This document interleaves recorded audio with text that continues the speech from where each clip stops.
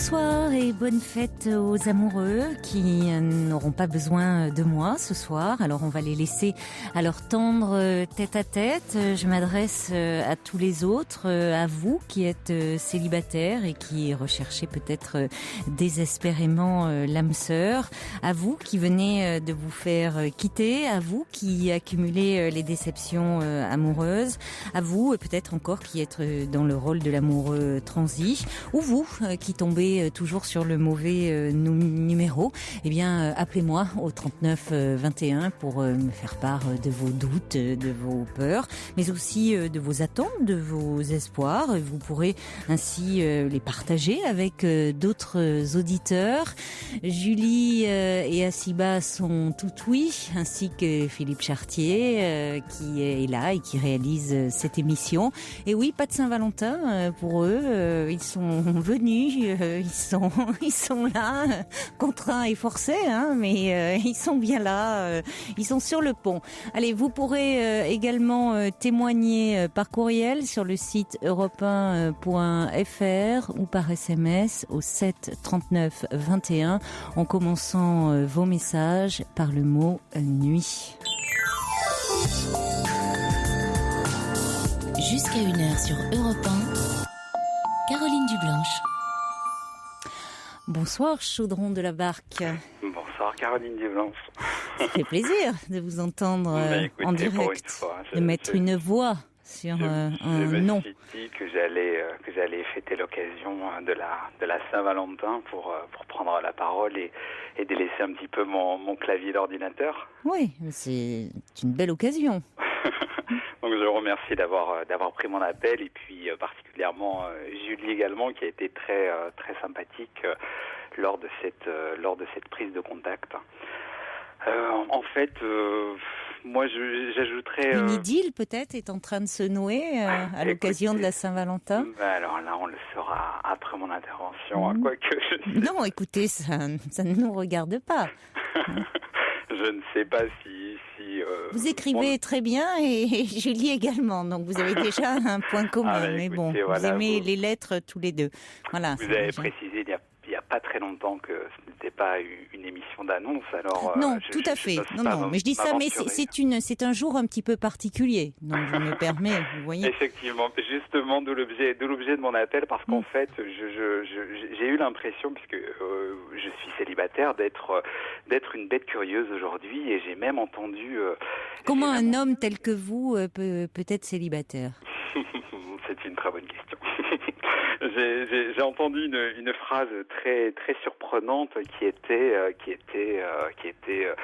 j'adresse une pensée émue à tous les célibataires aujourd'hui dans un média et je me suis dit ah bon, je suis malade, donc je rassure ma famille, mes amis, je vais bien, je ne suis pas mourant, donc tout va bien. J'ai vraiment eu l'impression d'être une bête curieuse et du coup je me suis dit qu'il fallait que je sorte de ma tanière et que j'adresse un mail. Oui, alors vous voyez ma phrase quand je dis comment un homme tel que vous peut être célibataire, j'imagine, je voulais dire par là que vous devez être très courtisé. Pour autant, c'était pas parce que vous pourriez l'interpréter dans le sens en quoi être célibataire est une tare.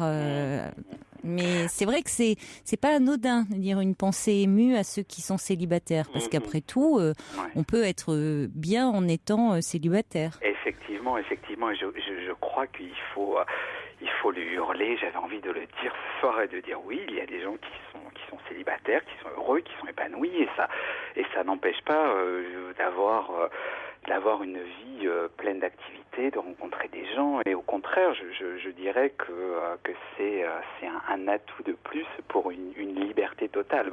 J'entends déjà des gens dire que ce n'est pas être enfermé qu'être en couple, mais néanmoins, ça restreint quand même les libertés individuelles de fait. Donc voilà, j'avais envie de commencer par une note un petit peu plus originale ce soir et surtout d'adresser un message aux célibataires et de leur dire que non, nous ne sommes pas des bêtes curieuses, donc résistons au marketing, résistons à toutes les campagnes qu'on peut voir ci et là qui nous montrent un petit peu du doigt et soyons épanouis, après tout.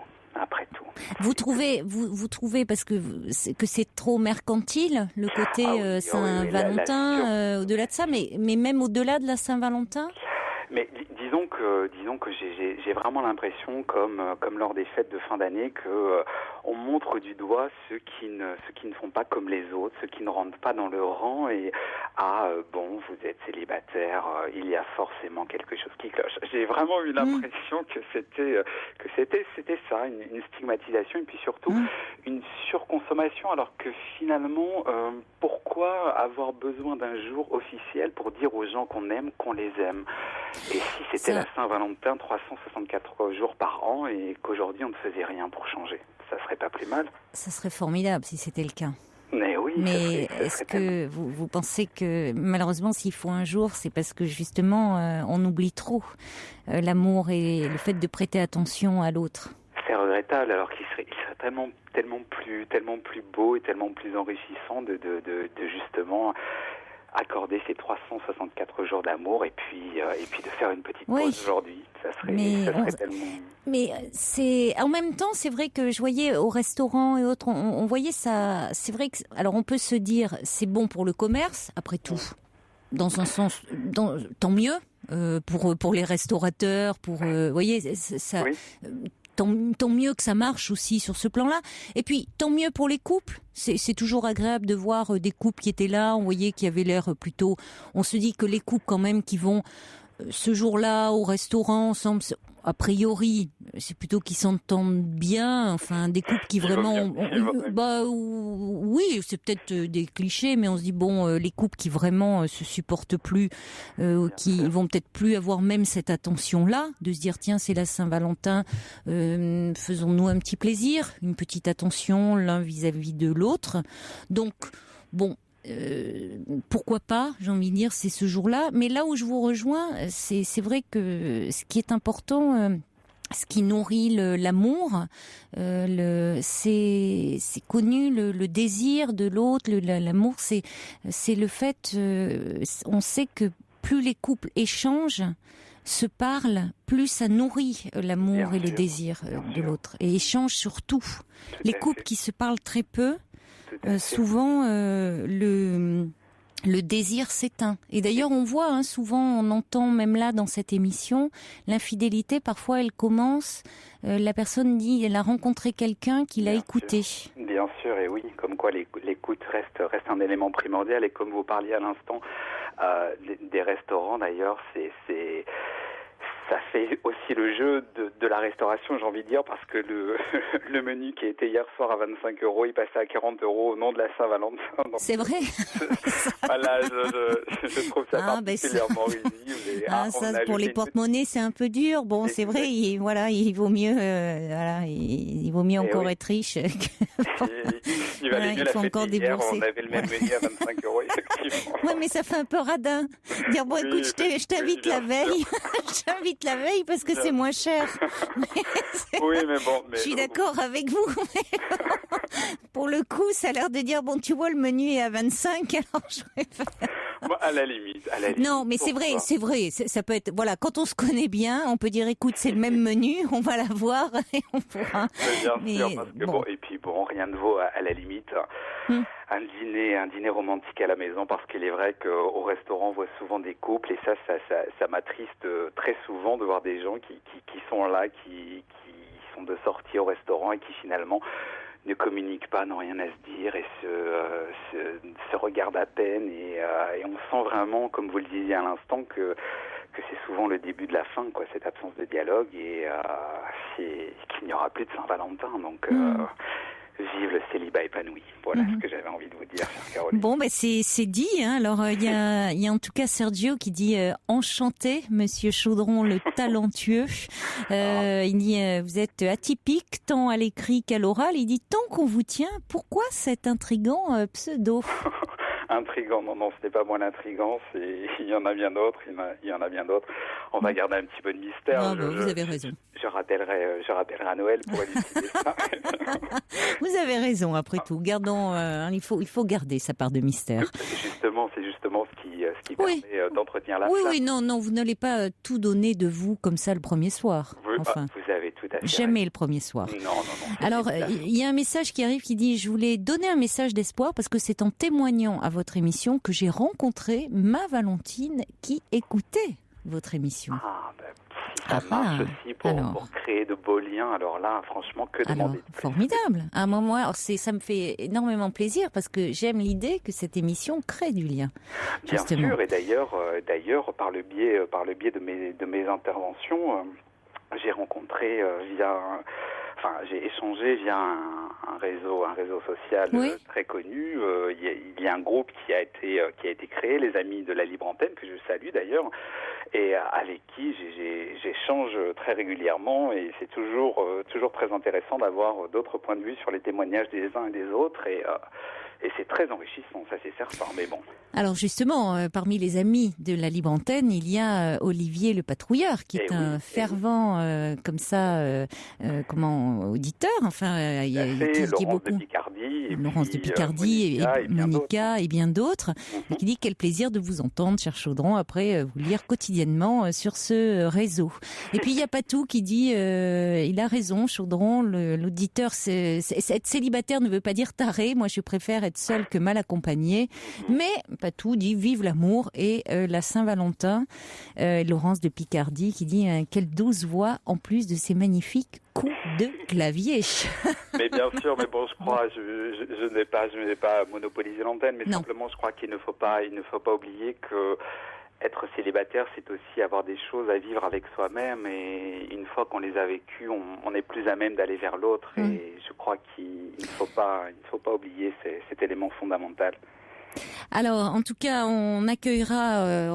Il y a des célibataires qui certainement vivent moins bien leur célibat, soit parce que qui sont pleins chagrin d'amour, soit parce que on accumule parfois les déceptions amoureuses, ou ce que je disais, on a le sentiment de tomber toujours sur le mauvais numéro. Donc, la ligne est ouverte 3921 pour essayer de comprendre peut-être ce qui se joue, ce qui est en jeu, essayer de sortir un peu de ce mauvais scénario. Il y a Monica qui dit en tout cas bravo à notre célibataire épanoui. En tout cas, je suis à l'écoute et pas très loin du clavier, si jamais je peux apporter mon petit grain de sel. Eh bien alors, c'est toujours avec grand plaisir, parce que vos réflexions sont toujours extrêmement pertinentes, et toujours vous maîtrisez merveilleusement bien la langue, ce qui est un plaisir. Vous êtes trop aimable, Caroline. Non, sincère. C'est vraiment un plaisir partagé, sachez-le. Remontez vite sur votre barque alors, et à très vite. À très bientôt. Au revoir. Au revoir. Au revoir, Chaudron. Europe 1. Pour intervenir dans l'émission, appelez le 39 21 34 centimes la minute. Caroline Dublanche.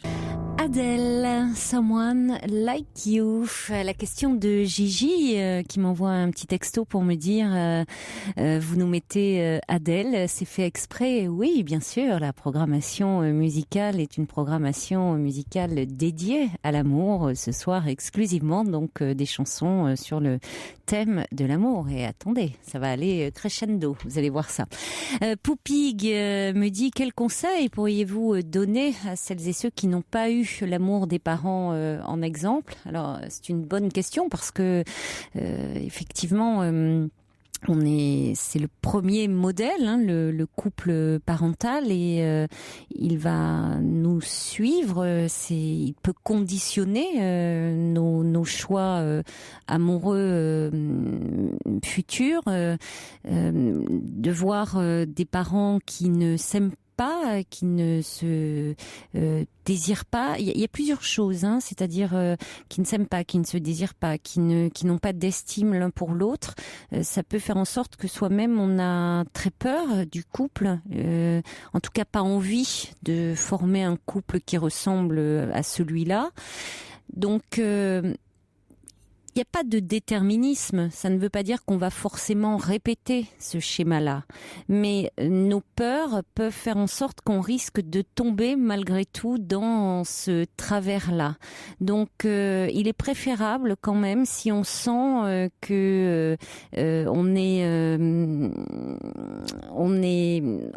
est conditionné, on va d'échec en échec amoureux, je crois qu'il est quand même préférable de faire un travail sur soi.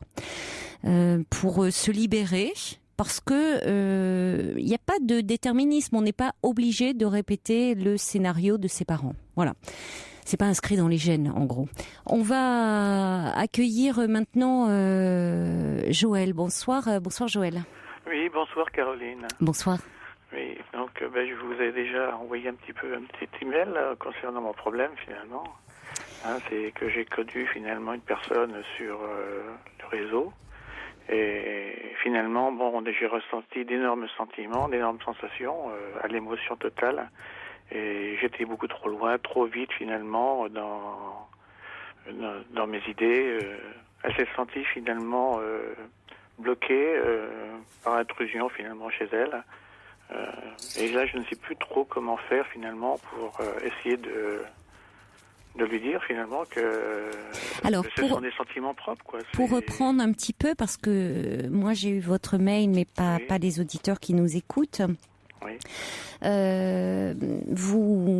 Cette femme, vous l'avez rencontrée sur un site. Sur un site, oui. Sur un site de rencontre. Et vous avez tout de suite, vous vous êtes senti amoureux d'elle. Amoureux, on ne peut pas dire que ce soit vraiment amoureux, quoi, mais beaucoup de sentiments, beaucoup d'émotions, beaucoup de sensations finalement communicatives, je pourrais dire. C'est ça. Très rapide, très immédiat, quelque sorte. À tel point, c'est que je me suis senti finalement euphorique finalement de cette situation inattendue en quelque sorte. Où je me suis balancé vraiment trop vite dans la situation, où j'ai fait des projets d'avenir que j'aurais pas dû faire, quoi. Oui. C'est-à-dire, qu'est-ce que vous... disons, on se projetait comme, disons, j'ai un emploi où j'ai plusieurs semaines de repos, je pensais l'avoir, etc., communiquer, et puis se voir régulièrement. Elle a ressenti ça comme une intrusion dans sa vie privée, en quelque sorte, et derrière ça, il y a eu un blocage assez rapide. C'est-à-dire que vous ne vous êtes pas rencontrés? Pour l'instant, non. Non, et vu la situation où il y a cette forme de blocage, cette forme de... je dis pas d'interdit, mais à un tel point, c'est qu'à un moment donné, je me demandais si elle ne me prenait pas ça pour s'amuser, parce que je me posais des questions, pourquoi aussi fort, aussi puissant, et puis après, plus rien derrière, quoi. Je ne pense pas qu'elle faisait ça pour s'amuser. Je pense que comme vous, elle avait une attente, mais vous semblez dire vous-même, Joël, qu'à un moment, vous avez été débordé par vos émotions. Ah oui, énormément. C'était vraiment... à tel point, c'est que je passais presque 4 heures de téléphone avec elle, ça me paraissait 5 minutes, quoi. C'était énorme. Hein. Oui. C'était vraiment très puissant, quoi. Oui, et vous voyez, ces 4 heures au téléphone, elle est passée à ce moment-là avec vous. Bien sûr. Oui, c'était communicatif. D'ailleurs, elle m'a donné ses coordonnées téléphoniques sans problème, quoi. Mais c'est un moment quand c'est allé trop loin, quand vous avez parlé de... Des projets d'avenir, en quelque sorte. Ce sont les projets d'avenir qui l'ont bloqué, en quelque sorte. Oui, des projets d'avenir où finalement... Se projeter alors que, c'était... Vous ne vous étiez pas encore rencontrés. Voilà, c'est ça.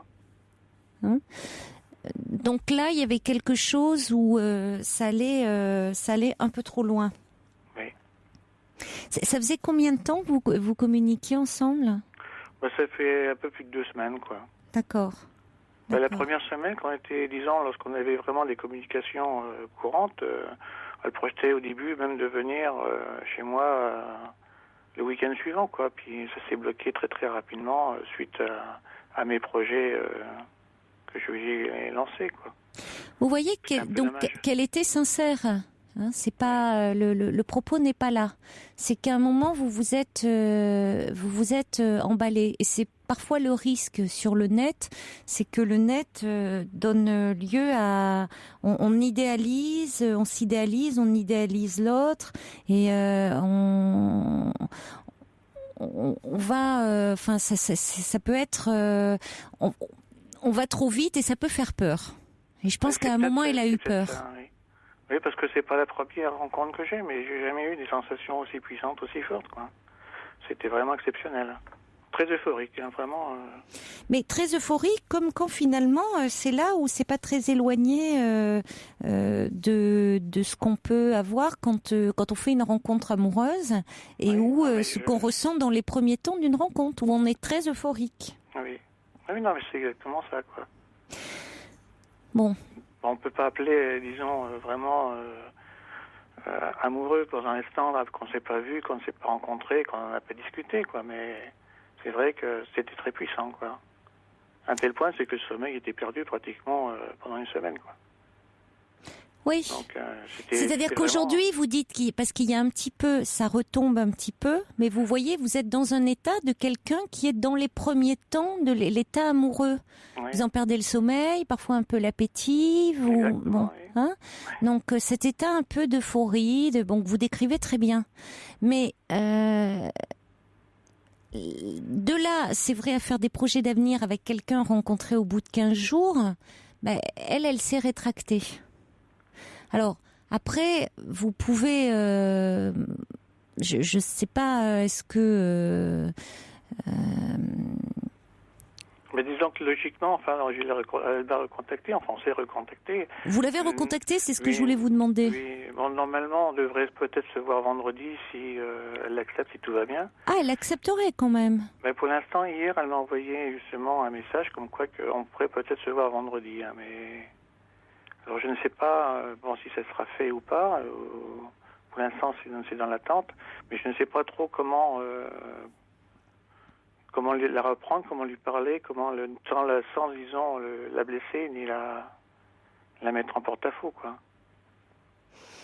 Ben, je crois un peu comme vous en parlez là, c'est-à-dire que c'est vrai qu'à un moment, vos émotions ont pris un peu le dessus. Oui. Hein, que vous êtes... Je me suis senti débordé, quoi, par ces émotions-là. Et j'ai pas su me contrôler. Alors, peut-être pas dire que vous n'avez pas su vous contrôler, parce que ça peut être un peu anxiogène. Oui. Pour quelqu'un, vous voyez, qui ne vous connaît pas, parce qu'elle peut dire, tiens, si c'est quelqu'un qui ne sait pas se contrôler, il y a peut-être d'autres moments où il ne sait pas se contrôler dans d'autres domaines, et ça peut être un peu angoissant. Alors que là, il ne s'agit pas de ça. C'est-à-dire que ça a été bouleversant pour vous. Comme dans une rencontre amoureuse. On peut tomber amoureux par écran interposé. Il y a un article dans le Parisien aujourd'hui à ce sujet, parce qu'ils ont interviewé un psychanalyste. Et d'ailleurs, peut-être vous pourriez, d'ici vendredi, ça fait juste, mais pourquoi pas vous procurer son livre, ça pourrait vous donner quelques pistes, qui a écrit un livre, L'amour au coin de l'écran. Nicolas Poincaré l'avait reçu dans son émission. Il s'agit de Pascal Couder. Et il parle très bien de ce qui se joue autour de ces rencontres par Internet. C'est chez Albin Michel, hein. Ça s'appelle L'amour au coin de l'écran. Et donc chez Albin Michel, Pascal Couder, voilà. Et il dit bien que on peut tomber, si vous voulez, comme ça, amoureux, et qu'il va y avoir une dépendance un peu irrationnelle. Mais c'est un peu ça, oui, ce sont des sensations vraiment très puissantes, et voilà. On ne sait pas pourquoi ni comment, et ça arrive sans qu'on s'y attende, quoi. Voilà, ça arrive. Il le disait que ces rencontres, que les sites de rencontres ne sont pas les seuls lieux d'amour comme ça virtuel. Ça peut être un SMS qui échoue par hasard sur votre portable, un profil Facebook qui vous attire. Bon, donc, mais que au fond, il n'y a pas de hasard, c'est-à-dire que il y a derrière ça, il y a une attente, il y a un manque. Oui. Hein, c'est-à-dire que l'autre vient quand même combler un manque. C'est comme dans le coup de foudre. Pourquoi ? Pour que la foudre tombe, elle tombe pas de n'importe où. Il faut qu'il y ait quelque chose, vous voyez, il faut que ça prenne, il y avait un manque, il y avait quelque chose. Donc, à un moment, cette femme, vous projetez tous vos désirs, vous l'idéalisez complètement. Bon, elle peut comprendre parce qu'elle aussi, certainement, si elle est allée sur ce site, elle est en attente de quelque chose. Donc, vous pouvez dire, en reprenant, en disant, je suis désolée, je me rends compte que je suis allée un peu vite. Effectivement, je crois, il s'agit pas de battre votre coulpe. Vous dites simplement, bon, je me suis emballée. C'est vrai qu'on ne se connaît que depuis 15 jours. Et c'est vrai que déjà, je parle d'avenir, je vais trop vite. Mais c'est vrai qu'à un moment, je suis tombée, même à travers un écran, sous sous votre charme ou sous ton charme. Je ne sais pas si vous vous tutoyez ou... Bon. Sur ce tutoie. Voilà, je suis tombée sous ton charme. Proposé parce que je n'osais pas au début. Et... De façon un peu irrationnelle, dire, bon voilà, comme on peut tomber amoureux, je crois, voilà. Il fallait lui envoyer des fleurs, justement, mais bon, après, je crois pas. elle refuse, oui. Voilà, je ne crois pas. Je ne crois pas parce que des fleurs, c'est à double tranchant. C'est comme si aussi vous vous excusiez, puis ça fait un peu surenchère. Ouais, non, je ne crois pas. Pris de cette manière-là aussi, hein. Ça fait surenchère, là. Ça fait vraiment... je fais des projets d'avenir, puis alors finalement, maintenant, non, elle vous envoie... elle dit, c'est trop. Et puis après, des fleurs, ça fait où il veut en venir, quoi. Ouais. Là, il faut calmer le jeu, au contraire. Il faut calmer le jeu. C'est-à-dire que maintenant, le mieux, c'est de la rencontrer. Parce que il se peut aussi qu'elle ne corresponde pas à ce que vous imaginez. Justement, c'est un peu le but aussi de la rencontre, parce que oui. C'est bon, j'ai quand même sa photo, je vois quand même comment elle est. Et d'ailleurs, ça me hante un petit peu la nuit, parce que bon, c'est vrai que c'est tellement puissant que c'est difficile à vivre, et les gens sont dans l'attente sans le savoir, quoi. C'est quand même assez embêtant. On ne peut pas dire que finalement les sensations ne sont pas présentes, elles sont énormes. Hein. Bon, et puis bon, c'est vrai que j'ai toujours aimé partager. Puis la vie, doit se partager quand même régulièrement, et rester seul sans aucun partage, voyager seul, il n'y a rien d'amusant, il n'y a rien de constructif, quoi. Bon, vivre à deux, c'est quand même plus... Oui, je comprends que vous ayez ce désir de la rencontrer, mais d'ailleurs, c'est souvent ce que dit ce psychanalyste là qui a écrit ce livre, qui explique que ça doit pas rester dans le virtuel trop longtemps, parce que plus le fantasme dure, il dit plus dure est la chute. Hein. Voilà, donc, il vaut mieux se voir assez rapidement. Mais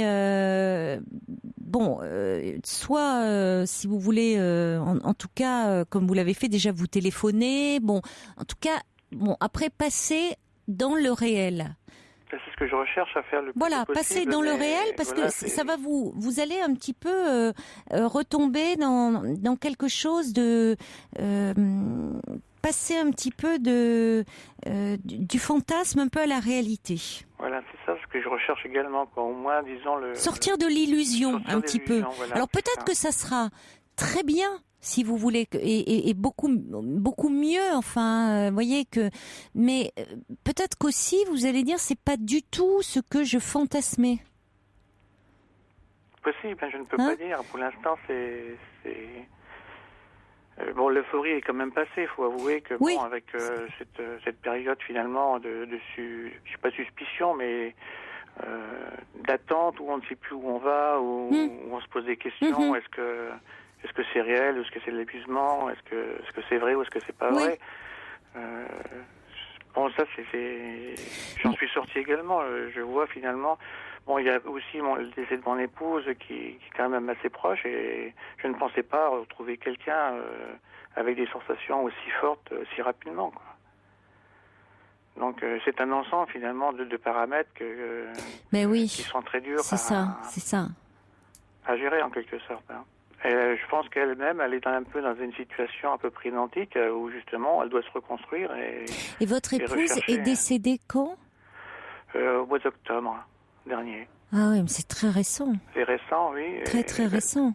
Et comme je me retrouve seul finalement chez moi, sans famille proche, moi on m'avait conseillé finalement de ne pas rester seul de toute manière trop longtemps, parce que oui, je comprends, mais est-ce que justement c'est pas, alors après chacun fait un petit peu à son rythme, mais c'est-à-dire que j'ai vécu des moments très très durs, très difficiles, qui m'ont obligé finalement à me reprendre moi-même, bon, plus ou moins bien sûr, mais faut que je me suis repris. J'ai failli passer très très proche finalement d'un décès. Donc quand on ressort finalement de cette situation, on se reconstruit, on est obligé, ou alors on abandonne, quoi. Et donc je revois finalement une situation tout à fait différente, quoi. Oui, mais du coup, est-ce que ça explique pas que vous emportiez, voyez, dans cette histoire, enfin ce mouvement? Non, j'ai connu d'autres personnes avant, mais dont je n'ai pas eu les mêmes sensations, si vous voulez. Une amie en quelque sorte, une une personne qui vient s'entraider, mais sans plus, quoi. Alors que là, bon, il y a quand même quelque chose de différent, de beaucoup plus puissant, je ne sais pas, c'est différent, je dirais, c'est pas du tout la même chose. J'ai eu d'autres contacts, bon, parce que rester seul, c'est difficile dans ce cas de figure, donc j'ai besoin de discuter, besoin de parler, besoin de voir. Et bon, je recherche le contact comme je le peux. Et là, cette situation-là m'a complètement dépassé, quoi. Je ne m'attendais pas à avoir tant de sensations si rapidement, en quelque sorte. Oui, mais elle a peut-être fonctionné un peu comme un antidépresseur pour vous, cette femme. Non, même pas, c'est même pas ça. Les autres, oui, les autres personnes, oui, j'ai eu d'autres personnes où je dialoguais avec, ça me permettait de passer le temps, ça me permettait de me relâcher, si on veut, alors que là, non, c'est complètement différent. D'accord. Non, il y a autre chose. Parce qu'il y avait quand même ce côté euphorisant. Hein. Voilà, ce côté euphorique. Ben oui. Voilà, qui m'a, disons, perturbé au maximum et qui m'a fait faire des bêtises, en quelque sorte. Bon. Parce que bon, écoutez, c'est important de lui dire que vous êtes emporté, emballé, et que maintenant, si elle accepte, parce qu'il faut quand même être deux dans une histoire, c'est maintenant que les choses pourraient commencer, si elle en est d'accord, pour prendre le temps de faire connaissance. Oui, j'espère que elle va répondre positivement, ma foi. Écoutez, je vous le souhaite. Je reste dans l'attente. Mais pour vous, disons, au niveau de la première rencontre, du dialogue, je suis un petit peu... je ne sais plus trop comment c'est, ni de quelle manière. Vous verrez, le plus naturellement possible, maintenant. Hein. Oui, le plus naturellement possible. J'aurais trop peur, finalement, de la perturber, et puis... je crois qu'il faut être le plus naturel possible, maintenant. C'est-à-dire ne pas en faire trop, surtout. Mettre la pédale douce, là, hein. Vraiment. Oui. Vraiment, calmer le jeu. Oui, bien sûr. Oui. Bonne chance. Oui, merci Caroline. Au revoir Joël. Au revoir. Pour parler à Caroline Dublanche, appelez le 39 21 34 centimes les minutes.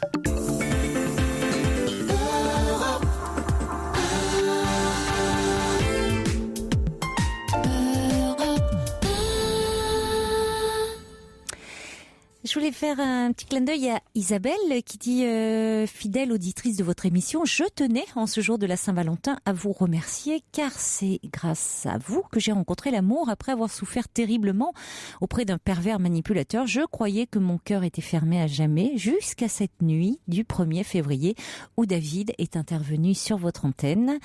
J'ai envoyé un mail, vous nous avez mis en relation et depuis nous ne nous quittons plus. C'est un bonheur intense et partagé qui a bouleversé ma vie.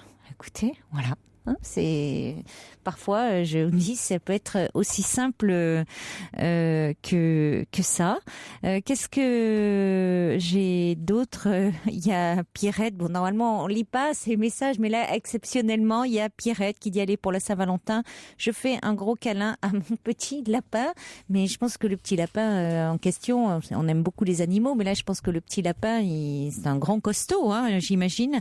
Et puis qu'est-ce que j'ai d'autre? Un petit clin d'œil amical aussi à Serge, qui lui n'aime pas du tout cette Saint-Valentin. Ça remue des souvenirs douloureux. Aaron dit aussi ça devient une fête commerciale comme pour Noël et le jour de l'an. Je pense qu'il n'y a pas de jour spécial pour dire je t'aime à la personne que l'on aime. Bonsoir Ossine. Bonsoir. Bonsoir Ossine. Caroline. Déjà, je tiens à vous remercier pour tout ce que vous faites pour les gens. Je vous en prie, ne me remerciez pas. Voilà, les petits conseils que vous donnez chaque soir et tout, ça m'a aidé, ça m'a beaucoup aidé moi aussi. Alors, ce soir, j'aimerais vous parler sur mon problème que moi non plus, j'ai pas compris déjà. Alors, j'aimerais parler de l'amour, voilà. Je suis quelqu'un qui n'a jamais connu ça. Je suis quelqu'un qui a essayé de connaître un petit amour comme ça dans sa vie. Et puis, ça vient pas. Je n'arrive pas à comprendre où est le problème, ou bien je n'arrive pas à comprendre pourquoi ça. À chaque fois que je côtoie une fille, elle me elle me considère plus comme amie que petite amie. Alors du coup, jusqu'à aujourd'hui, j'ai jamais pu connaître l'amour. Voilà. Oui, vous êtes plutôt le confident, le bon copain que le petit ami éventuel. Exactement, voilà. À chaque fois, j'écoute, je suis sympa, je rigole tout le temps et tout, et puis je suis peut-être un peu trop l'épaule sur laquelle on peut pleurer ou je sais pas. C'est un peu ça, voilà. Oui, vous avez peut-être la réponse, vous avez même certainement la réponse à votre question.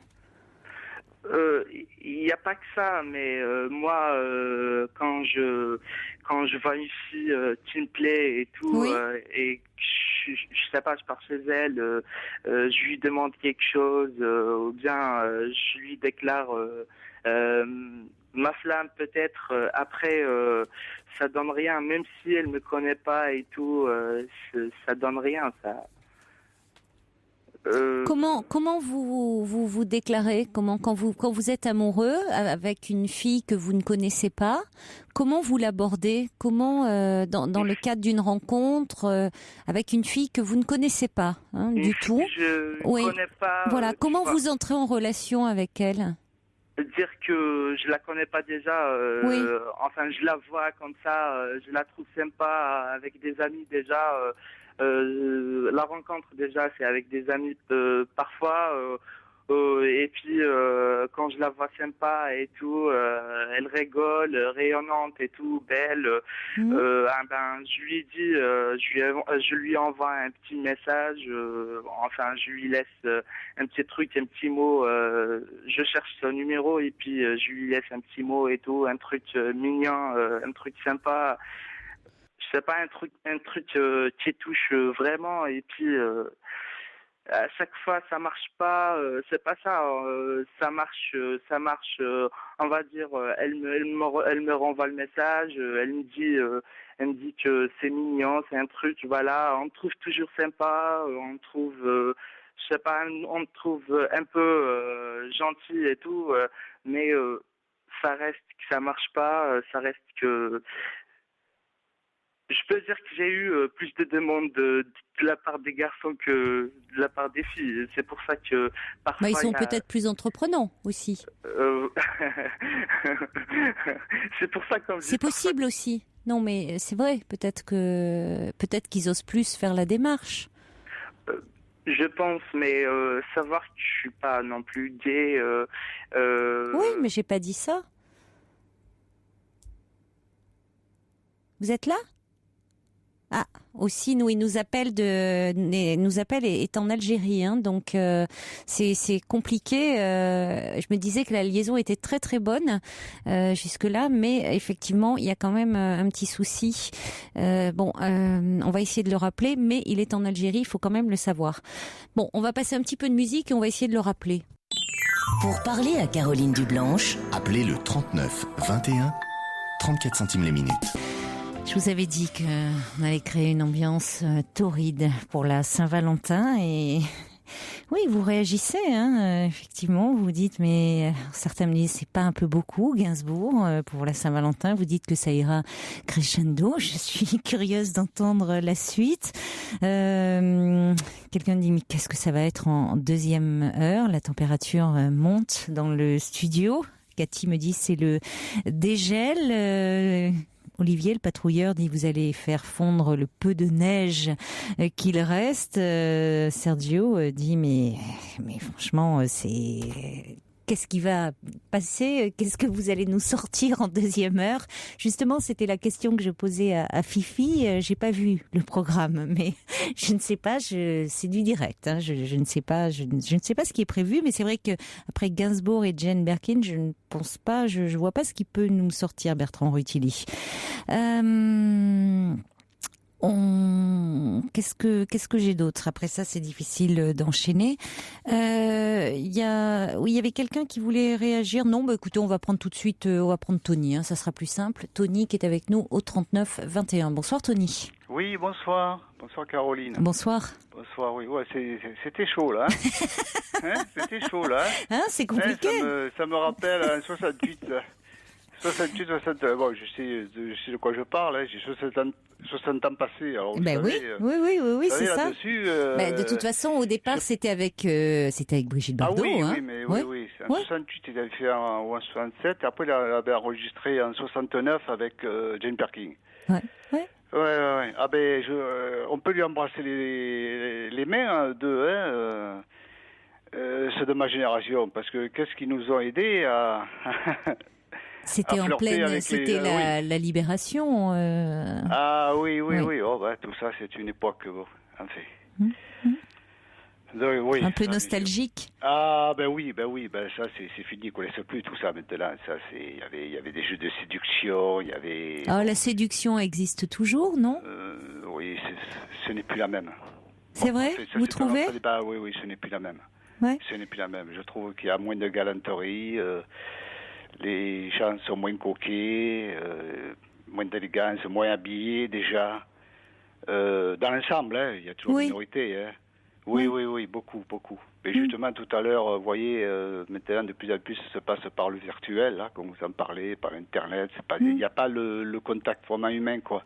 Oui, mais vous voyez comme... Et puis lorsqu'on dansait le slow, il y avait le contact du corps, il y avait le contact de la peau. Je suis d'accord avec vous, c'est dommage qu'il n'y ait plus de slow. Voilà. Ça, c'est vrai. Mais vous voyez, avec Joël, comme on peut être très ému, même par Internet. C'est vrai que ça paraît. Non, mais moi, je suis comme vous. Internet, et c'est pour moi, c'est notre, c'est la troisième dimension. Je maîtrise pas. Mais en même temps, on peut vraiment. Il y a des personnes qui tombent amoureuses par écran interposé. Oui, bon, maintenant, là, on est dans une autre époque, je veux dire, même. Bon, tout ça ne vaut pas un bon vieux slow, je suis d'accord avec vous. Voilà, nous sommes dans une nouvelle civilisation, bon. Il faut s'y faire, hein. Voilà, bon, enfin, chacun, non, déjà que juste pour finir, je veux dire par là que lorsqu'on sortait, on était nickel, on s'habillait. Alors comment vous vous habillez, vous? Bien coiffés. Oui. Il y avait le jeu de séduction, les filles, c'était pareil. On sortait, vraiment, il fallait au moins flirter avec une fille, quoi, voilà, vous voyez. Il fallait, puis des fois, bon, ça c'est vieux comme période. On faisait même les concours de celui qui flirtait le plus de filles, quoi, les garçons flirtaient, ou les filles flirtaient le plus de garçons, vous savez.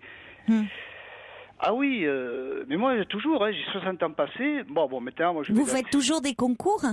Non. Puis avec l'âge, il y a la séduction, le se perd, c'est normal.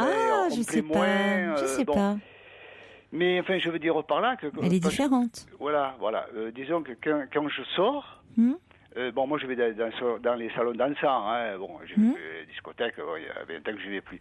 Quand je change pas, je sors, je me mets un costume, cravate, bien coiffé, des fois je mets la pochette, vous voyez, il y a...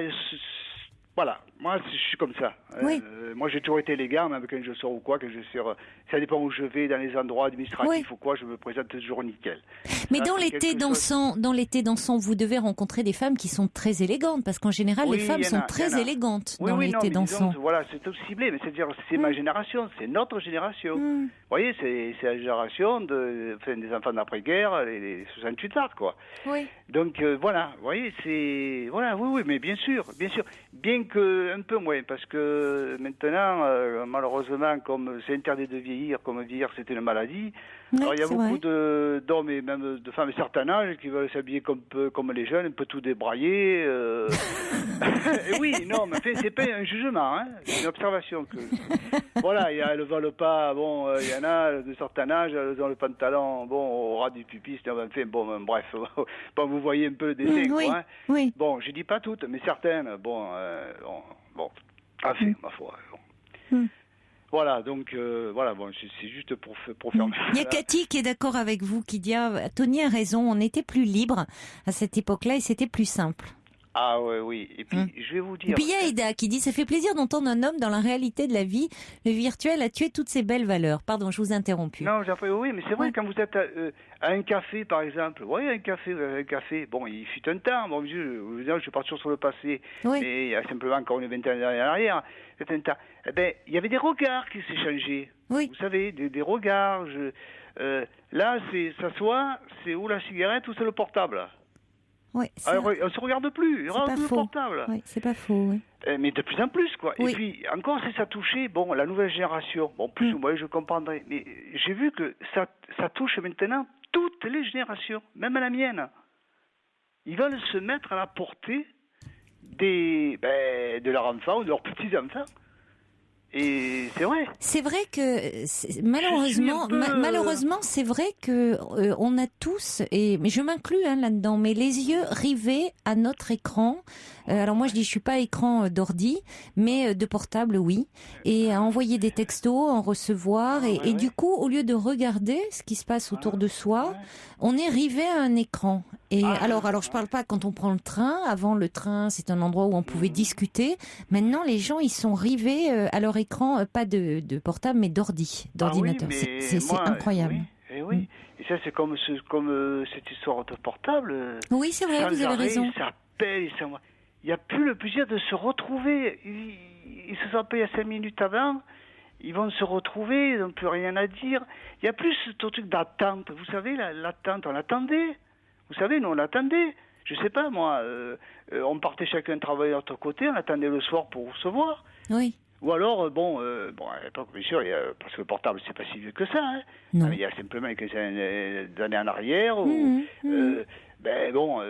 lorsqu'on même on vit pas ensemble, on rentrait à la maison, on recevait un petit coup de téléphone, juste 5 minutes. Vous voyez, on n'est pas obligé de se voir tout le temps.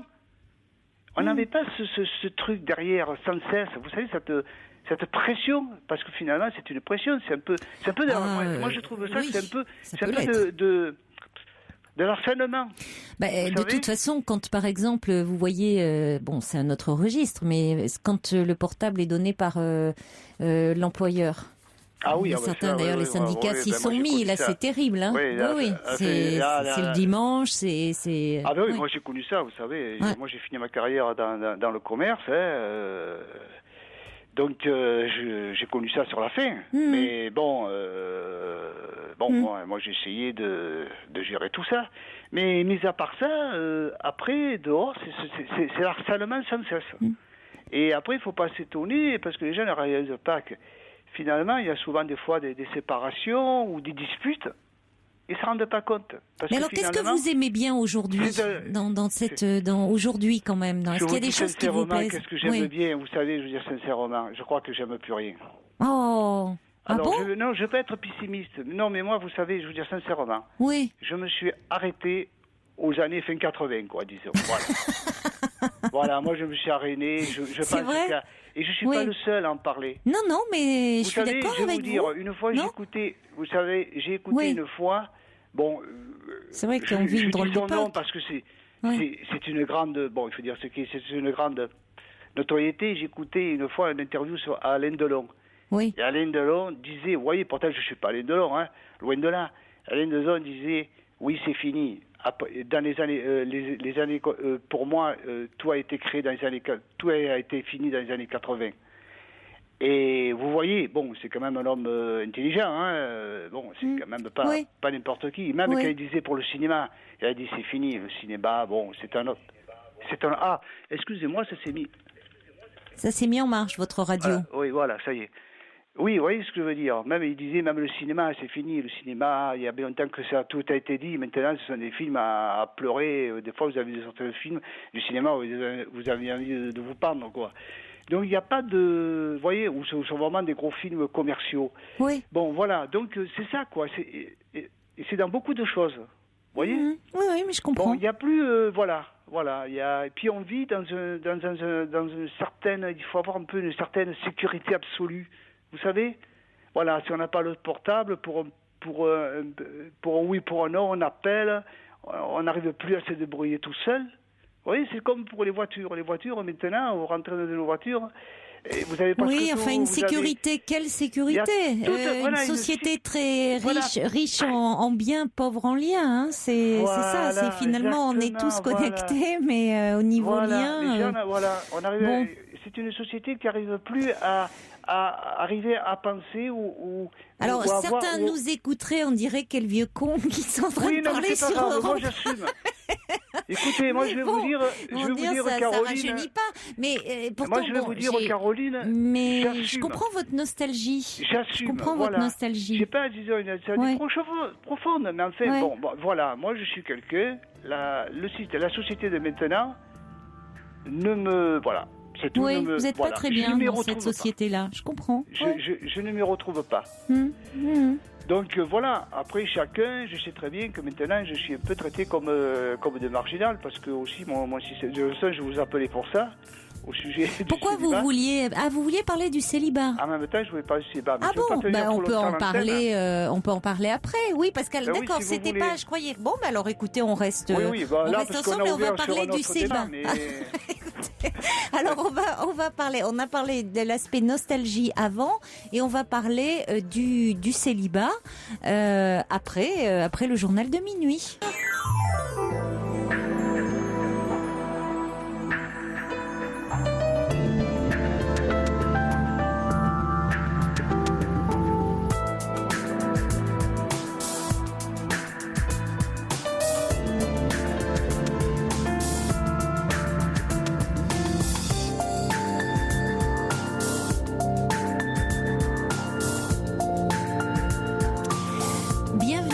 Si vous nous rejoignez sur Europe 1 ce soir, soirée spéciale Saint-Valentin, on ne peut pas y échapper, Saint-Valentin un peu particulière, me direz-vous, puisque je m'adresse plutôt aux célibataires qui recherchent l'âme sœur, à celles qui accumulent les déceptions amoureuses, à celles qui tirent toujours le mauvais numéro. Eh bien, l'antenne vous est ouverte jusqu'à 1h, vous pouvez appeler le 39 21. Et avant le journal de minuit, nous étions en ligne avec Tony.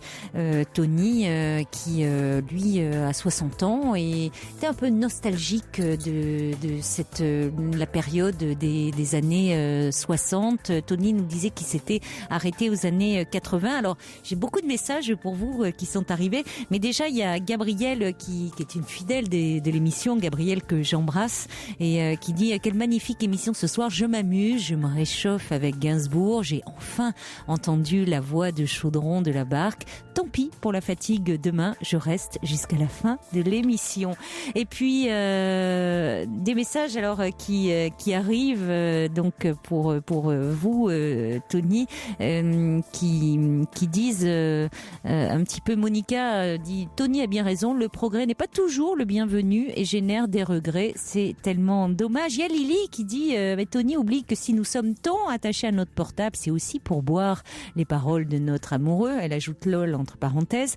Yannick dit il n'y avait pas le sida, Tony, à votre époque c'était plus facile de faire des concours de conquête, puisque vous nous parliez des concours de flirt. On a également parmi les messages qui arrivent au 739 21 Papillon qui dit j'ai 37 ans, je suis célibataire, j'ai plus envie de vrais liens que d'être connecté. Il y a Lilia qui dit j'ai 69 ans, je suis sortie ce soir au cinéma et j'ai croisé de très nombreux couples jeunes et amoureux. Alors ne cédons pas à cette nostalgie au goût acide, dit Lilia. Alix, elle, à propos du téléphone, dit je ne lâche pas mon téléphone, c'est privé, le lien constant avec mes proches, il est près de moi jour et nuit. Poupig dit je pense que la séduction existe encore, elle est différente simplement, c'est une communication virtuelle très égocentrique qui domine trop. Et puis Eda qui dit nostalgique Tony, on va ouvrir un club. Voilà un petit peu les messages qui arrivent pour vous. Mais on va parler maintenant du célibat, puisque vous vouliez réagir aux propos de Chaudron de la Barre, qui a démarré l'émission en disant qu'on pouvait être célibataire et très bien le vivre. Et Chaudron de la Barre réagissait au fait qu'il avait entendu dans les médias quelqu'un dire qu'il avait une pensée émue pour les célibataires. Ah, d'accord. Ouais. Non, mais je suis pas à plaindre, moi. Voilà, non. mais c'était un peu le sens aussi des propos de Chaudron de la Barre, en disant qu'il voulait rassurer sa famille, ses amis, qu'il était célibataire et que tout allait bien. Et oui, il va devenir une bête curieuse, comme je suis devenu. Et oui. Vous avez ce sentiment-là ?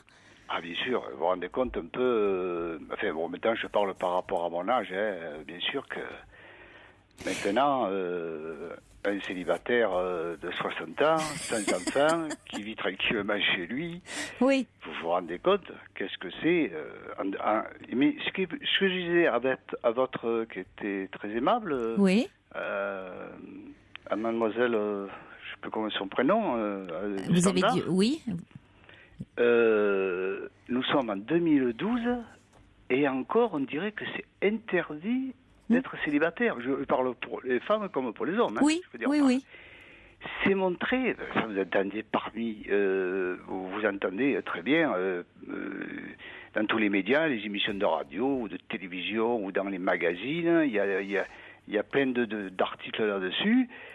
On dirait que, mais laissez vivre les gens. On dirait qu'il ne faut pas rester célibataire.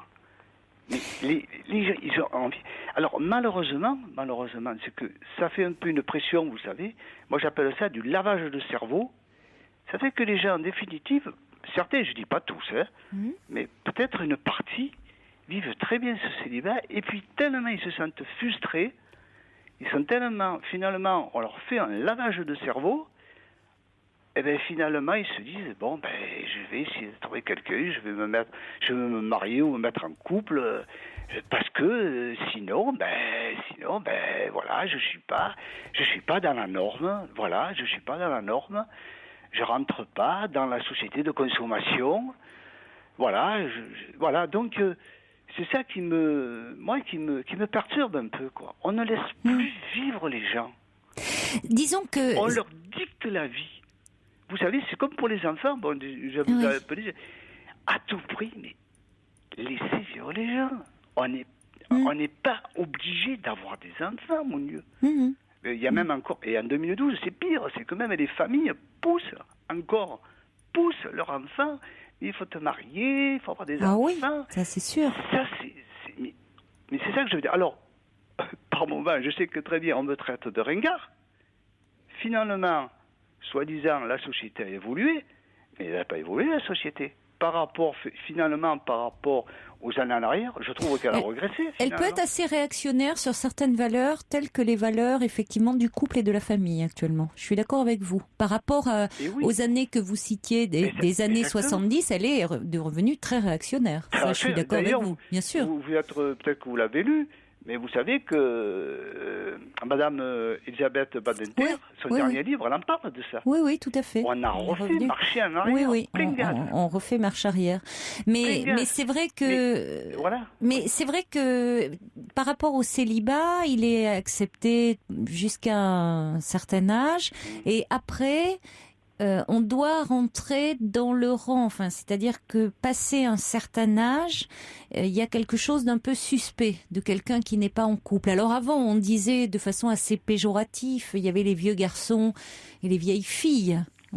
Qui voulait dire, c'était terrible cette expression, comme si il n'avait pas atteint le statut d'homme ou de femme, il restait garçon et fille. Ça voulait bien dire, c'est-à-dire qu'il n'avait pas eu accès à la sexualité adulte. Bon, donc aujourd'hui, on sait bien qu'il ne s'agit plus de cela, mais pourquoi ne se mettent-ils pas en couple, ne font-ils pas d'enfants? Donc il y a quelque chose qui peut être effectivement réprouvé. Oui, mais moi, vous savez, je cesse de la dirigeant. Il faut que je sorte chez les amis, que j'ai été à une soirée. Je suis un vieux garçon, vous voyez. Moi, vous savez, je suis blindé, je vais vous dire. Puis moi, j'ai toujours du sens de l'humour et de la dérision. Donc, je plains ceux qui ne l'ont pas. Surtout qu'à l'heure actuelle, nous vivons tellement dans une société narcissique. Mais la société est beaucoup plus normative et beaucoup plus qu'on le prétend. C'est-à-dire, on dit, il y a beaucoup de liberté. Alors évidemment, si on compare à d'autres pays, il est évident qu'en France, on a beaucoup de liberté. C'est toujours par rapport à d'autres pays. C'est certain. Liberté de la presse, liberté. Quoique là encore, il y aurait beaucoup de choses à dire. C'est pas le débat. Mais si vous voulez, il y a c'est par rapport, si vous voulez, à ces libertés individuelles. Il y a quand même des lobbies qui se mettent en place comme ça à droite à gauche, sans mauvais jeu de mots, qui restreignent beaucoup les libertés individuelles. Enfin, en tout cas, qui font pression. Où il faut rentrer dans une norme. Voilà, oui. Non, mais de toute façon, c'est... Bon, après, là, ça va mener à notre débat, mais de toute façon, c'est cet exprès. Mais alors, justement... Je vais vous dire... Ils servent très bien ce qu'il faut. Mais parce justement, par rapport... excusez-moi, Caroline, parce que derrière, il y a un marché à prendre. Il faut jamais oublier ça. Mais par rapport à quand vous disiez justement, vous dites avec humour que vous êtes un vieux garçon, la vie de célibataire parfois que vous menez, est-ce qu'elle peut pas être pesante par certains côtés? Qu'est-ce que vous entendez par célibataire sur le plan de votre vie amoureuse, de votre vie sexuelle? Alors je veux pas être intrusive, mais est-ce qu'il n'y a pas des moments, c'est-à-dire est-ce que vous avez des aventures, c'est que vous voulez pas être en couple? Voilà, moi je vais vous dire. Moi, c'est j'ai été quelqu'un qui a été j'étais vraiment l'aventurier dans toute sa splendeur. J'étais tout modestie, mais l'aventurier. Le magnifique de Bébel. Voilà. Vous avez cité Delon, on va faire référence à ce cinéma-là. Voilà. Donc j'étais l'aventurier, comme vous avez dit tout à l'heure. Il est vrai que j'étais dans une époque, Dieu merci que je suis tombé dans la bonne époque, il y avait tout à refaire, il n'y avait pas le sida, on n'a pas connu la guerre, et il y avait du travail. Et oui. Et on parlait d'un patron à un autre. Bon, il est vrai que c'était les 30 glorieuses, et Dieu merci, finalement, en prenant du recul, qu'est-ce que j'en ai bien profité, j'en ai bien fait. Bon, ça c'est mon point de vue personnel. Et puis vous savez, moi j'ai quand même 2 citations qui me plaisent. Déjà, premièrement, de toute façon, premièrement, on n'a qu'une vie. Alors, essayons de la mener le mieux possible. Bien sûr que la vie n'est pas un fleuve tranquille, ça c'est sûr. Je ne vous le cache pas, comme beaucoup de personnes, même qu'ils soient en couple ou pas en couple, j'ai eu des hauts, des bas, j'ai eu des problèmes, les trucs de la vie, j'ai eu aussi ces débats, j'ai eu des passages, comme on dit, avides, comme on dit, à traverser du désert. J'en ai eu. Mais ça me plaisait en même temps. Ça va vous paraître peut-être paradoxal. Quand des fois j'avais à traverser, ça me plaisait en même temps parce que ça me faisait remettre une remise en question. Oui. J'exploitais tout, moi. Oui. Bon, même les échecs, parce que j'ai eu des échecs, j'ai eu des refus, attention, tout n'est pas tombé gratuit. Je veux dire, par là, je suis allé chercher. Il n'y a personne qui est venu me chercher, moi. Donc, j'ai eu des échecs, j'ai eu des traversées du désert. J'ai même été trompé. Alors, c'est la vie, c'est pas. Moi aussi, je suis pas tout clair. Moi aussi, j'ai eu plusieurs aventures en même temps. Voilà. Et puis voilà. Et puis j'ai une autre citation de Oscar Wilde qui me plaît beaucoup. Rien ne sert de prendre la vie au sérieux, on n'en sortira pas vivant. C'est une leçon de vie. Oui, elle est formidable. Elle est formidable. Oui. C'est vrai que particulièrement l'humour oui. Oui, non, mais vous voyez. C'est vrai, j'avais oublié, mais elle est formidable, oui. Et vous voyez ce que je veux dire. Donc voilà. Donc pour en revenir, bien sûr, je me retrouve maintenant, même pour tous les célibataires, on dirait que c'est une maladie, quoi. Tout devient maladie maintenant. Tout simplement, maintenant les gens ne veulent plus vieillir. Vieillir, c'était une maladie. Oh oui, c'est terrible ça. Oui. Et justement, c'est que moi je suis enfin, modestement, je suis bien dans mes baskets, parce que moi, j'accepte de vieillir. Bon, je vis bien, bon, je m'entretiens, voilà, sans plus, quoi, hein, je fais un peu de sport, et puis je m'entretiens, voilà, je fais attention à moi, mais sans plus, mais je me laisse vieillir. C'est très important ce que vous dites. Oui, parce que moi, fait tellement du bien d'entendre ça, oui. Oui, vous savez que aller contre la vieillesse, mais on peut pas. C'est aller dans la médiocrité. Et vous savez Pourquoi, selon vous? Parce que le refus de vieillir, en définitive, les gens qui refusent de vieillir, qui est grandissant, que ce soit homme ou femme, finalement, ils sont pas bien dans leur peau. Parce que c'est ce refus de vieillir. Certain, essayer de plus plaire ou de plus séduire. Bon. Vous voyez, alors que moi, alors personnellement, je dis sincèrement, mais alors, ça m'est complètement égal. Quand j'ai eu mes 60 ans l'année dernière, j'avais 61 ans, bon, moi, je ne les ai pas fêtés, bon, c'est ça. Alors, bon, autour de moi, ça fait... Mais j'ai dit, je suis bien content, j'ai bien content pour 60 ans. J'ai dit, qu'est-ce que ça peut faire, de toute façon, que ça fasse du mal ou du bien. J'ai 60 ans quand même. Oui. Vous voyez ce que je veux dire? Oui, bien sûr. J'accepte, maintenant, mon corps a changé, j'ai des rides, donc, et alors bon, bien sûr, il est vrai que je vieillis bien, ça c'est un fait. Oui. Et alors, j'ai toute l'expérience de vie derrière moi, et j'ai encore à apprendre, parce que comme disait ma grand-mère, on en a toujours à apprendre. Oui. Hein? Mais vous avez eu certainement un beau modèle aussi. Vous parlez de votre grand-mère, enfin, vous avez certainement de beaux modèles de personnes âgées. Oui, puis je vais vous dire, quand j'avais 12-13 ans, comme me disait ma grand-mère, elle avait dit, toi, il ne vaut mieux pas te marier parce que tu es un vrai petit papillon. Et vous voyez, j'avais 12-13 ans, je me rappelle, que j'avais dit ça, parce qu'elle me voyait faire.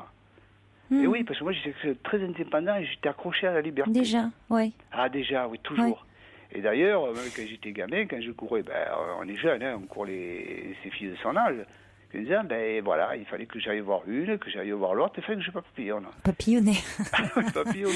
Non, mais c'est beau ce que vous dites sur la vieillesse, parce que c'est vrai que là aussi, la société nous offre pas beaucoup d'alternatives. Soit elle nous présente des personnes qui sont atteintes de jeunisme, qui courent après leur jeunesse, et soit elle nous parle de la vieillesse sous l'angle de la maladie. Exactement. Qui malheureusement peut arriver, de la maladie, de la déchéance, avec la maladie d'Alzheimer, avec toutes les maladies qui peuvent en dériver. Bon, mais jamais des personnes qui vieillissent, qui arrivent même parfois dans le grand âge, et qui arrivent bien, qui sont bien, et physiquement et psychiquement. Ah oui, moi Et il y avait un film, et c'est dommage, j'ai plus le titre du film en tête, et il est sorti malheureusement là aussi dans très peu de salles, où le réalisateur a filmé des personnes âgées dans un quotidien qui parlaient d'elles, et pour dire que voilà, on peut vieillir en étant bien. Et ces personnes étaient très belles. J'avais vu des extraits et j'ai voulu aller le voir, et malheureusement il était déjà plus dans les salles. Il est sorti dans très peu de salles, et pourtant je trouvais l'idée très belle et très noble. Mais bon, voilà, on en a peu parlé. Il était dans très peu de salles, et bon, pour offrir autre chose que cette image de la vieillesse. Oui, maintenant c'est le jeunisme à tout prix. Donc voilà, moi, vous voyez, par exemple, encore là à côté, voilà, moi c'était quelque chose, de la société de l'État que je n'accepte pas. Après, moi, le voisin, il a envie de faire, il fait ce qu'il veut. Moi je juge pas. Les gens font ce qu'ils veulent. Après, il faut qu'ils assument.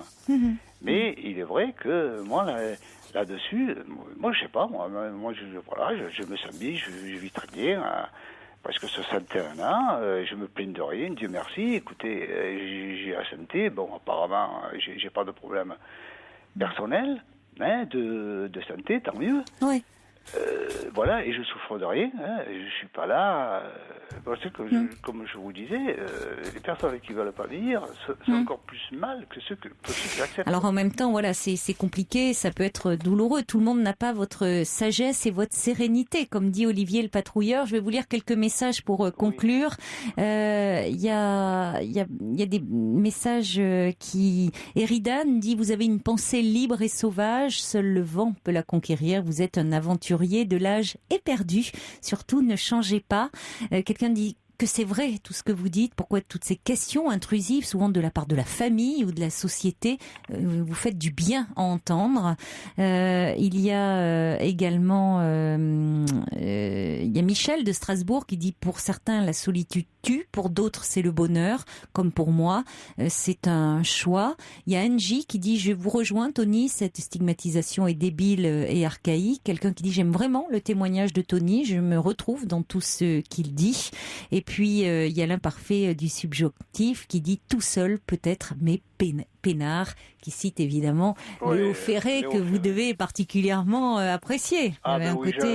J'apprécie Léo Ferré et j'apprécie Serge Reggiani qui a magnifique, qui a des chansons là-dessus, et particulièrement il y en a deux qui sont magnifiques de chansons, d'ailleurs sur le célibat et puis sur la liberté. Voilà. Et puis juste pour finir, vous savez, personnellement, quand j'ai eu d'aventure en aventure, ou rencontres comme ça, mais vous savez ce que ça peut être enrichissant, parce que je me suis retrouvé dans des anecdotes, vous savez, qui vous construisent aussi. Et puis vous découvrez, que vous le ou non, vous découvrez la vie d'autres gens. Il y a des personnes qui m'ont apporté des choses de la vie, qui m'ont aidé aussi à grandir en même temps. Vous voyez, parce que j'ai fait des rencontres aussi avec des femmes qui étaient plus âgées, même des fois beaucoup plus âgées que moi. Bien sûr, vous savez, par rapport aux âges, des fois, on préfère des personnes, on préfère des personnes plus âgées, plus ou moins. Là, ça m'a apporté. Et puis voilà, lorsqu'on a une aventure qui a duré 3 mois ou 1 mois, ou c'était même une nuit éphémère, il y a des fois, j'ai rencontré des personnes qui m'ont apporté. Et puis il y a des gens qui j'ai écouté. Il y a des femmes que j'ai écoutées qui avaient des problèmes personnels, qui me disaient la vérité. Juste, par exemple, pour parler des enfants et du mariage, moi je vous dis, il y en a sincèrement qui m'ont dit: mais je me suis marié par obligation, la pression de famille, je voulais pas avoir d'enfants, j'en ai fait pour faire plaisir, mais dans le fond, je ne voulais pas cette vie. On va accueillir justement une femme qui est avec nous au 39-21. Il s'agit de Marie-Claude. Bonsoir Marie-Claude. Bonsoir. Bonsoir. Je ris. Je ne sais plus, je n'ai pas retenu le nom de votre interlocuteur. C'est Tony qui est avec nous. Alors là, moi je ris parce que franchement, tout ce qu'il dit, la façon qu'il appréhende les choses, etc., c'est vraiment, pour moi, c'est vraiment épatant. C'est vraiment épatant. Pourquoi ?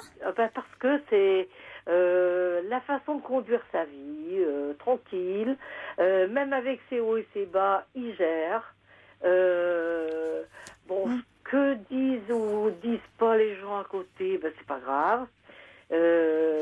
Lui mène son petit bonhomme de chemin, toujours avec une certaine philosophie, et puis sans être agressif, n'en voulant pas a priori que les gens, qu'il n'a pas réussi ceci ou cela parce que les gens n'auraient pas voulu, etc. Alors là, moi, quelque part, ça me requinque. Parce que là, j'étais avec des gens aujourd'hui qui me disaient: ah, gna gna gna gna gna gna, on va pas aller là, il va pas faire beau, on va être fatigué, on va être ceci. Ah ça là, au moins ça remet une bonne soirée là. Alors vous, ça vous requinque, et puis il y en a que ça fait bondir. Il y a Marie qui m'envoie un mail qui dit: au secours, j'ai 54 ans, je suis seule parce que je ne supporte pas les gens de ma génération qui ont un tel raisonnement, et malheureusement ceux que je rencontre sont comme ça. Non, tout n'était pas rose avant et tout n'est pas noir maintenant, c'est juste que la mémoire est sélective et préfère garder le meilleur par nostalgie. Il faut évoluer un peu, dit Marie, et être ouvert pour profiter de la vie. Puis il y a aussi Corinne. Attendez, on va laisser un peu, parce qu'elle réagisse par mail. Elle dit: mais c'est quoi cette nostalgie? À chaque époque, il y a du bon et du mauvais, mais idéaliser comme ça le passé et rejeter le présent est une erreur. Regardez autour de vous. Je vois tous les jours dans le métro des couples d'amoureux qui se regardent, même s'ils ont un portable en main. Je suis sur Marseille, dit Corinne. On se parle facilement dans les transports en commun. Il y a des jeunes formidables tout autour de nous. S'enfermer dans les souvenirs risque de vous empêcher de voir tout ça. Je suis une accro au SMS. C'est trop sympa de rester en contact avec ceux qu'on aime. Il y avait aussi le temps des slows, les grosses salasses qui nous collaient, les regards qui salissaient. Non, je vous assure, il n'y avait pas que du rose. À cette époque-là, nous dit Corinne. Elle n'a pas les mêmes souvenirs de slow que nous, Tony. Oui, attendez. C'est pas faux. C'est vrai qu'il y en a qui avaient un peu les mains baladeuses. Hein. Attendez, Caroline, excusez-moi. Oui, je vous écoute. Je n'ai pas dit que tout était blanc, hein. Tout était beau, voilà. tout était rose. Ouais. Loin de là. Mais disons que je parlais de l'ensemble, c'est tout. Et pour vous dire, vous savez, moi je pars du principe, les chiens à bois, la charrue passe. Hein. La caravane passe. Ouais. Alors, il y a Sylvie qui dit « Célibataire aussi, ça me plaît. Je me régale de mes actions, de mes engagements, de mes implications. Il y a dans ce monde tant de choses à voir, à écouter, à comprendre, à aimer, que je me sens toujours prête pour la rencontre afin de partager. Sinon, il n'y a pas de sens à cette vie illusoire. Oh les cœurs, dit Sylvie. Et puis, il y a Florence qui a 55 ans, qui est toujours restée célibataire, qui en est heureuse et même fière. Elle dit, je serais dans l'incapacité de vivre avec quelqu'un. Elle dit, en fait, si, je vis avec mon chien Roméo et tout va bien. Toutes mes amitiés à vous et à vos auditeurs. Marie qui dit, les valeurs de notre société ne me conviennent pas non plus. J'ai lâché Facebook, je lâche mon portable, je fais la différence entre ce dont j'avais vraiment envie et ce qu'on nous pousse à consommer. Je ne me retrouve pas dans les valeurs qu'on veut nous faire avaler. J'ai 26 ans, je suis célibataire par choix depuis des années. J'ai toujours peur de passer pour celle qui a des problèmes psychologiques, qui est trop désagréable pour vivre en couple ou qui a des habitudes étranges. Tout réside dans le fait qu'on laisse les gens porter un jugement ou pas sur une façon de vivre, mais j'ai décidé d'ignorer ça. Et puis Régis qui dit « J'ai 25 ans et je soutiens Tony qui montre bien qu'on plus on a de moyens de communication, moins on communique. Je ne pense pas que ce soit une question de génération. » On le voit avec Marie et Régis là. Tout à fait. Tout à fait, exactement. Voilà. Ouais. Ben oui, parce que finalement, on a des jeunes qui disent « Ouais, ok, on rejoint ce que dit Tony. » Et puis, on a des femmes de votre génération qui n'étaient pas d'accord. Donc, c'est vrai que c'est pas une question, c'est pas le fossé des générations, là. Hein. Non, mais je vous dire par là, Caroline, c'est parce que avec un passé derrière, nous avons du recul.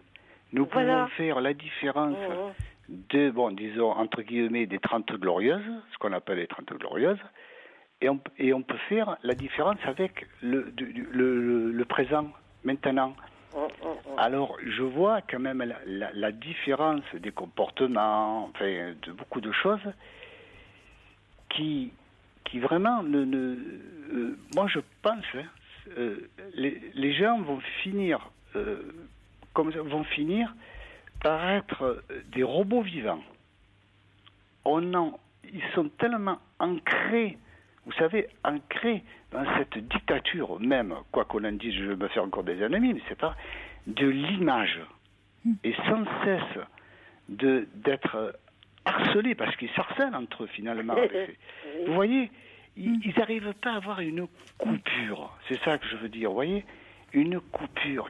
Quelque chose de se retrouver le lendemain ou 2 jours après, on ne s'est pas parlé, on ne s'est pas vu, on se retrouve.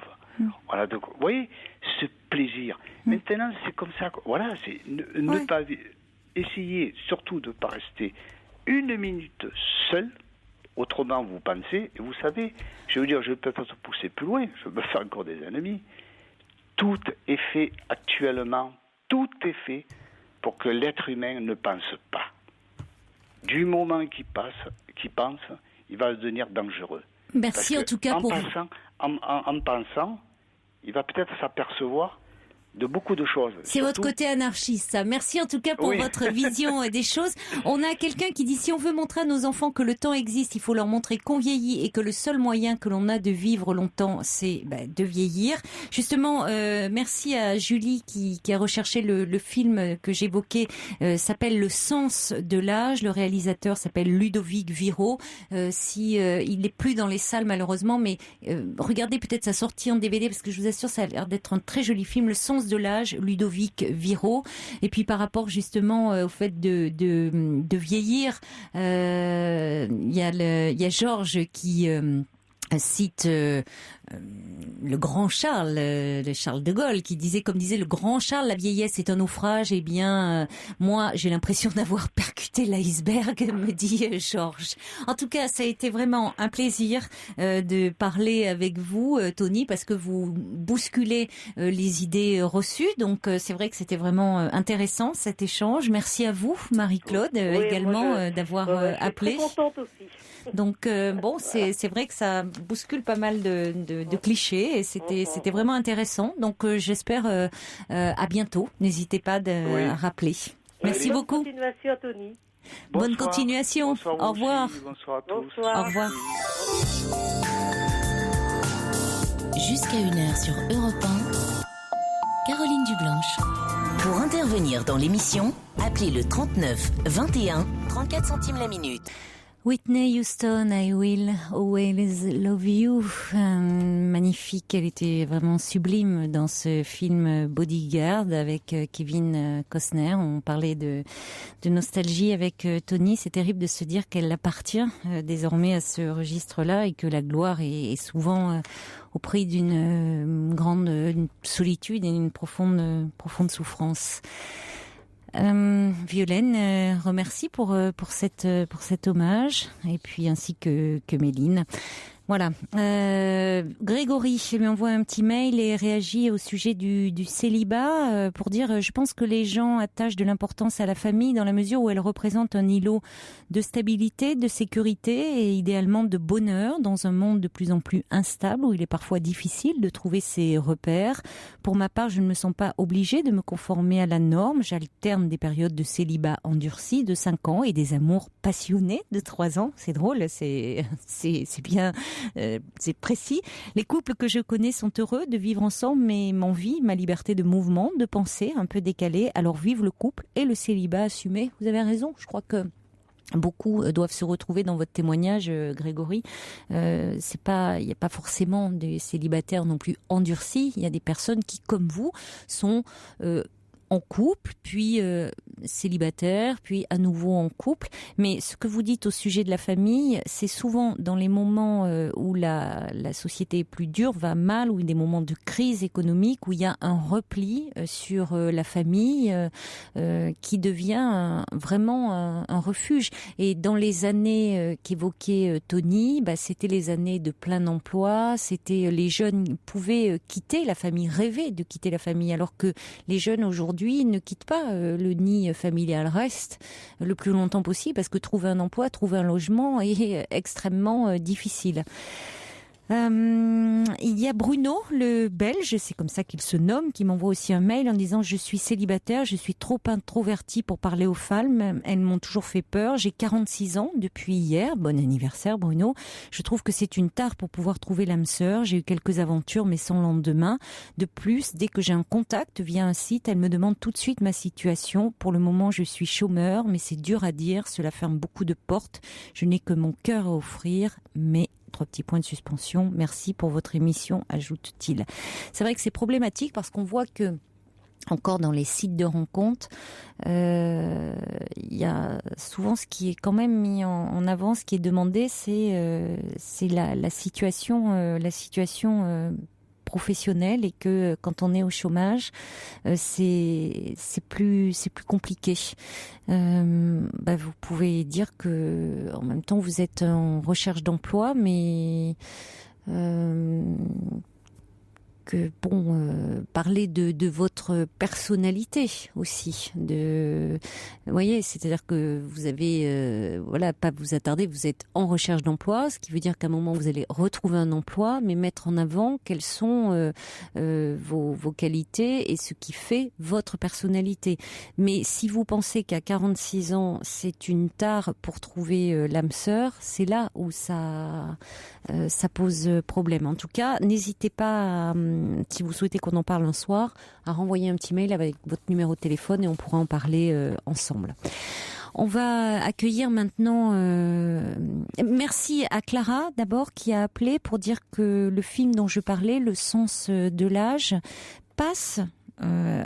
actuellement encore au cinéma, alors c'est pour les auditeurs qui habitent Paris et la région parisienne, évidemment, au Nouvel Odéon.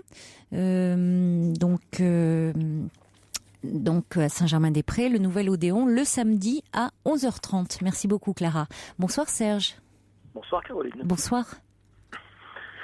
Bien, écoutez, moi j'ai été très très intéressé par le témoignage de Tony. Je l'ai trouvé très amusant. En plus, il y avait la scène du midi, il y avait une certaine faconde et tout. Je trouvais ça très très bien. Oui. Alors, je suis d'accord avec une grande partie de ces affirmations. En plus, moi j'avais 20 ans en mai 68, donc vous imaginez. Ah oui. 68, Alors... ça me rappelle quelque j'imagine. chose. Oui. Et j'ai été, pour l'anecdote, j'étais au quartier latin. Vous avez vécu les événements? Oui, mais alors pas forcément du bon côté tel qu'on peut l'espérer. Je sais que c'est une anecdote que je cite souvent pour amuser les amis en disant j'étais en mai 68 sur les barricades, enfin derrière les barricades. Oui. J'étais militaire à l'époque, on faisait encore son service militaire. Oui. Nous servions simplement d'aide pour les gendarmes mobiles. Vous receviez les pavés?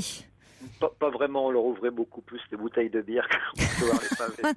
Bon, on d'accord. entendait des bruits partout, voilà. Oui. Donc j'ai fait mon mai 68 moi aussi. D'accord, vous l'avez fait, oui. Voilà. Alors je suis d'accord avec Tony sur beaucoup de choses. C'est vrai que c'est intéressant et puis je pense aussi. Vous auriez pu vous trouver face à face, lui de l'autre côté. Peut-être. Ouais. Mais bon, c'était une autre époque et c'est vrai qu'on a eu la chance de vivre une époque sans guerre, une époque sans trop de soucis avec le plein emploi et tout. Moi, j'ai encore pas de nostalgie, mais je me retourne quelquefois sur mon passé et je trouve ça très bien. Je referme très vite le livre, mais je vais aussi très bien avec le chat. Je suis sur Internet quasiment tous les jours. J'utilise mon portable également tous les jours. Et voilà, je pense qu'on trouve des choses très très intéressantes dans toutes les époques. Oui, dans toutes les époques. Oui, bien sûr. Oui, heureusement. Mais bon, j'ai trouvé son témoignage vraiment très très amusant. Oui, comme vous dites, il a une faconde, il a une... Ah oui. C'est un personnage, oui, vraiment. Tout à fait. Tout à fait. Bon, moi je voulais vous parler rapidement de la Saint-Valentin. Oui. Donc j'avais expliqué à Julie tout à l'heure que moi la Saint-Valentin, jusqu'à maintenant, j'avais pas trop envie de la fêter. Et bon, bien sûr c'est une fête commerciale, mais tant mieux pour les commerçants. Mais je trouvais que c'était un peu dommage parce que je suis quelqu'un de plutôt moi attentionné, très prévenant, etc. quand je vis avec quelqu'un et je trouvais dommage de voir des messieurs sortir leurs épouses une fois par an le jour de la Saint-Valentin. D'ailleurs on trouve pas de place dans les restaurants, de faire la queue chez le fleuriste la semaine de la Saint-Valentin pour acheter des roses. Moi, les femmes avec qui j'ai partagé une partie de ma vie, elles avaient des fleurs 51 fois par an, mais pas la semaine de la Saint-Valentin, quoi. Voilà, je voulais pas être tout à fait comme tout le monde. Oui. Et puis cette année, bon, j'ai une rupture de couple il y a quelques semaines maintenant, 3 ou 4 semaines, et depuis ce matin, j'entends bien sûr des messages partout, on parle un peu de la Saint-Valentin et tout, et j'ai une réaction qui m'a un petit peu surpris, parce que je me suis surpris plusieurs fois à couper la radio quand il y avait les gens qui passaient un message en disant voilà, je souhaite la fête, machin, je pense à mon petit lapin, je pense à ceci, et aujourd'hui, j'ai pas pu entendre ça du tout. Donc je m'aperçois que je vis toujours mal la Saint-Valentin, je la vis moins bien parce que je me dis c'est dommage que les hommes soient pas un petit peu plus attentionnés et n'aillent pas chez le fleuriste plus souvent, emmènent leurs épouses au resto ou soient attentionnés tout simplement avec elles plus souvent dans l'année. Et cette année, je suis seul pour la Saint-Valentin et je vis encore mal cette situation. Voilà, je dois pas être fait pour cette Saint-Valentin. Mais en même temps, c'est normal, hein, ça remue beaucoup de choses d'entendre ces messages. C'est toujours quand on dit parfois le bonheur des autres nous éclabousse, hein, quand même. On se le prend un peu en pleine figure. Vrai. Ah oui. Non, mais on dit ça fait du bien, le bonheur des autres. Non, c'est pas vrai. Quand on est malheureux, ça fait pas du bien. Un jour particulier, ça fait pas de bien. Bon, voilà, un jour. Mais non, voilà, c'est parce que c'est un jour particulier. Vous avez raison. C'est comme un peu. Il y a des dates comme ça. C'est ce que disait au début Chaudron de la Barque. C'est dans des jours, ça passe. Vous voyez un couple d'amoureux. Bon, voilà, ça va passer. Moi, je trouve ça au contraire très très bien. C'est mignon, ça peut être. Voilà. Alors avec Tony, voilà, moi quand je vois des jeunes s'embrasser sur un pont, et quand je dis des jeunes, des ados, etc. Voilà, ça, je me dis il y a encore de l'amour. Même un vieux couple, c'est charmant. Et alors un vieux couple qui se tienne par la main, adorable, c'est génial. Et se dire, on aimerait être comme eux. En disant, j'aimerais vraiment être à leur place et j'espère que je tiendrai encore la main de quelqu'un quand j'aurai 80 ans et avoir plus de mal à me déplacer, quoi. Voilà. Mais c'est vrai que des jours comme ça, c'est comme des dates symboliques comme Noël pour les personnes qui sont seules. Ça ravive d'autant plus le sentiment de solitude. Alors pour la Saint-Valentin, Quand on a été quitté, qu'on vient de vivre... J'ai été très amoureux, Ça s'entend. Voilà. Quand on a aimé très fort, on souffre d'autant plus fort. Hein.